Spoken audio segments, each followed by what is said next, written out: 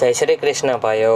આપણે સિનનનો બાયપાસ પૂરો કરીને આપણે 20થી 25 કિલોમીટર આગળ ચાલ્યા એટલે આપણે પહોંચી ગયા સંગમનેર પહોંચીને આપણે સોમનાથ કાઠિયાવાડીમાં ગાડી ઊભી રાખી.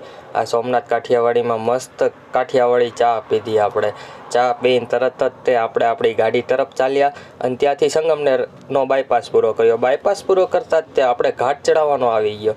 આપણે ધીમે ધીમે ઘાટ ચડાવ્યા અને ઘાટ ચડાવીને આપણે આગળ વધ્યા એટલે મસ્ત વ્યૂનો નજારો આવતો હતો. તો ત્યાં આપણે વ્યૂ પણ મસ્ત લીધા અને ત્યાંથી આપણે આગળ વધ્યા. તો ભાઈઓ, તમને મારો વ્લોગ સારો લાગે ને તો લાઈક કરજો, શેર કરજો અને સબસ્ક્રાઈબ કરજો.